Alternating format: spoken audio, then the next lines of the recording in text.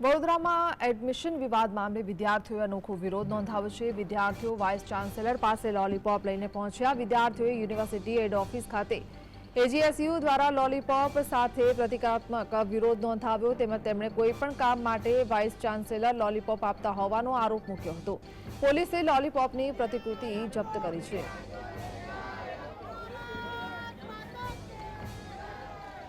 તો વડોદરામાં એમએસ યુનિવર્સિટીમાં વિદ્યાર્થીઓ દ્વારા છેલ્લા કેટલાક દિવસથી વિરોધ થઈ રહ્યો છે। એડમિશનને લઈને 75% એડમિશન અટક્યું છે, ત્યારે સ્થાનિક વડોદરાના વિદ્યાર્થીઓ એમએસ યુનિવર્સિટીમાં અભ્યાસ કરવા જે માંગતા હોય છે તે વિરોધ દર્શાવી રહ્યા છે, કારણ કે એડમિશનને લઈને જે બબાલ સામે આવી છે તેને લઈને પૂર્વ વિદ્યાર્થીઓ પણ આ વિરોધમાં જોડાયા છે। ત્યારે હાલમાં એક લોલીપોપ લઈને તેઓ વાઇસ ચાન્સેલરની ઓફિસ ખાતે પહોંચ્યા હતા।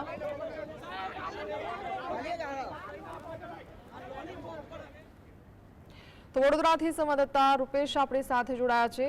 રૂપેશ, છેલ્લા કેટલાક દિવસથી જે રીતે વિદ્યાર્થીઓ વિરોધ કરી રહ્યા છે અને આખરે આજે કંઈક અલગ રીતે તેઓ વિરોધ દર્શાવી રહ્યા છે, લોલીપોપ લઈને તે હેડ ઓફિસ સુધી પહોંચ્યા। હાલમાં શું પરિસ્થિતિ, વિદ્યાર્થીઓ સાથે વાતચીત થઈ, શું કહી રહ્યા છે લોકો? ચોક્કસ જે રીતે પ્રથમ વર્ષના પ્રવેશને લઈને વડોદરાની મહારાજા યુનિવર્સિટીમાં જે સમસ્યાઓ સર્જાઈ છે, ક્યાંક ને ક્યાંક વિદ્યાર્થીઓની માંગ છે કે વડોદરાના લોકો માટે યુનિવર્સિટી મહારાજા સાહેબે બનાવી હતી તો એડમિશન વડોદરાના લોકોને મળવું જોઈએ। કેટલાક અંશે એમની વાત વ્યાજબી પણ છે। ભૂતકાળમાં પણ 8,000 કરતા વધુ લોકોને એક સાથે એડમિશનો અપાયા છે, ત્યારે આજે રીતનો કટ ઓફ ની જે સ્કીમ લાવી છે, વાઇસ ચાન્સલર વિજય શ્રીવાસ્તવ જે વાત કરી રહ્યા છે એ વિદ્યાર્થી નેતાઓ, પૂર્વ વિદ્યાર્થી નેતાઓ કે ભૂતપૂર્વ સ્ટુડન્ટો કોઈના પણ ગળે નથી ઉતરી રહી, એટલે એને લઈને વિદ્યાર્થીઓ વિવિધ મુદ્દાઓ પર આંદોલન કરી રહ્યા છે। સમગ્ર વિદ્યાર્થી યુનિયનોની માંગ તો એક જ છે કે તમામ વડોદરાવાસીઓને પ્રવેશ મળવો જોઈએ અને પ્રાયોરિટી વડોદરાના વિદ્યાર્થીઓની સૌથી વધારે હોવી જોઈએ। અગાઉ 70% સુધીના વિદ્યાર્થીઓને પ્રવેશ મળતો હતો, પણ હવે જે પ્રકારના નીતિ નિયમો બદલાવ કર્યા છે એને લઈને વિદ્યાર્થીઓમાં નારાજગી છે।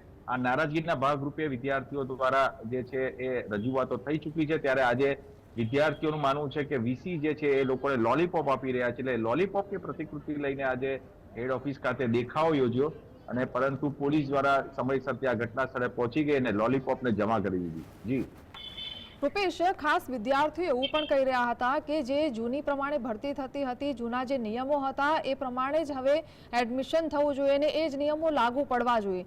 તો જૂની જે રીતે પ્રક્રિયા હતી એ પ્રક્રિયા કઈ રીતનાની હતી? બિલકુલ આપની વાત સાથે સહેમત છું। જૂની પ્રક્રિયા મુજબ જ થવું જોઈએ।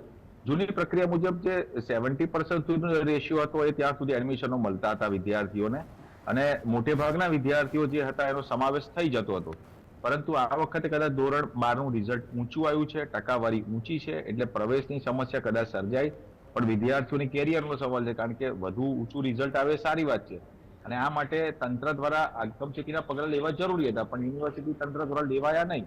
કાલે જ આ પ્રશ્ન વીસીને કર્યો કે ભાઈ આપણી પાસે જગ્યા ના હોય તો ભાડે લઈ લઈએ જગ્યા અને વિદ્યાર્થીઓને ભણાવીએ, ત્યારે વિદ્યાર્થી સામે વીસીએ બેખોફ જવાબ આપી દીધો કે તમે જ એલ્યુમિનિયમ શોધી લાવો, એટલે ભૂતપૂર્વ વિદ્યાર્થી શોધી લાવો અને એમની પાસેથી પૈસા લઈ આવો તો આપણે ભાડે રાખીએ। એટલે આ પ્રકારનું બેહુદી વાતો પણ વીસી કરતા ખચકાતા નથી। તે પહેલાનો જે સમય હતો કે 40% 45% સુધી વિદ્યાર્થીઓને એડમિશનો મળી જાય એવી શક્યતાઓનું નિર્માણ થતું હતું, પરંતુ હવે એ શક્યતાઓનું નિર્માણ નથી થઈ રહ્યું, કારણ કે આ વખતે માંગ વધી ગઈ છે અને એમની પાસે એટલો ફ્લો છે નહીં। પણ અગાઉ આના કરતા પણ વધારે લોકોને એડમિશન 8 થી 9,000 લોકોને એડમિશન મળી રહ્યા છે। અગાઉ આ વખતે 5600 વિદ્યાર્થીઓને મળશે, પણ 1400 ને બીજા આપવાની વાત કરી રહ્યા છે, પરંતુ લોકોના આ ગળે વીસીની વાત નથી ઉતરી રહી। જી રૂપેશ, જે રીતે વાત સામે આવી છે કે 2000 થી 5000 લોકો વિદ્યાર્થીઓ આ આંદોલન કે વિરોધમાં જોડાયા છે, અત્યાર સુધી જે બેઠકોની વાત છે કે આટલા લોકોને એડમિશન મળશે, આટલા લોકોને નહીં મળી શકે, કેટલા વિદ્યાર્થીઓને આ અન્યાય થતો દેખાઈ રહ્યો છે?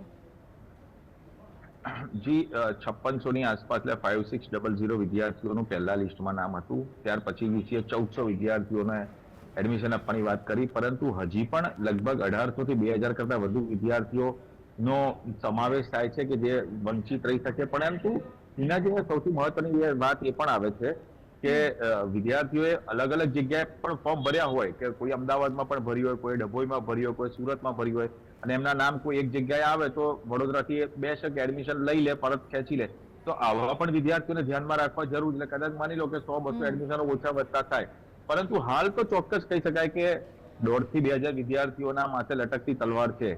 જી જી રૂપેશ,